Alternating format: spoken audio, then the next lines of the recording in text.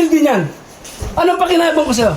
Sabihin mo sa akin ngayon. Ngayon i-sensitive mo, hindi na nagbibigay sa akin. Ganito Wala kasi, nang Tay. nagpolitis kami siya. Tay, gusto ko kayo paliwanag sa inyo, Tay. Ganito kasi yan. Kasi ako, nag-Muslim na ako ngayon.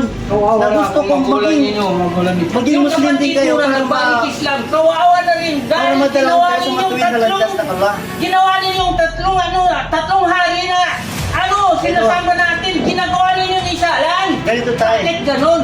Ako- Yan ang parang durog ang puso ko niyan. Ganito po kasi, Tay. Kaya ako nag-aral sa Islam para ipaunawa sa inyo kung ano yung Lolo, nandyan na yung mga pinsan natin, mga kamag-anak natin. Marami kami. Ano pag-usapan natin dito? Kaya kung pinatawag kayo para mapag-usapan ang COVID-19 pa rin yun. Lolo, natapos na ako kayo ng Kaya namin ang sabi niya, hindi na rin.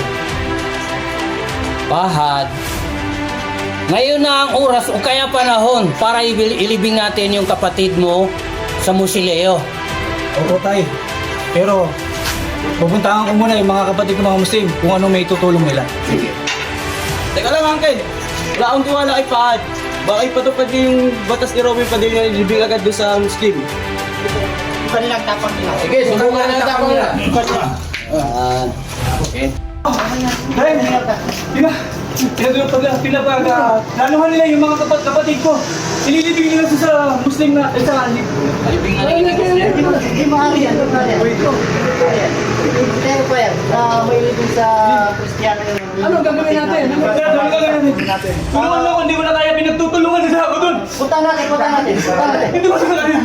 Punta na siya. Hindi Bakit nila ako bugbugin dahil? Hindi maaari. Hindi lang matanggap yung kapatid ko. Ginawa nila Muslim. Ano gagawin?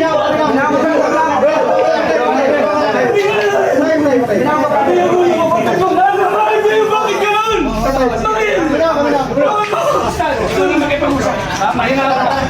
Hindi ko kaya na magpapisa.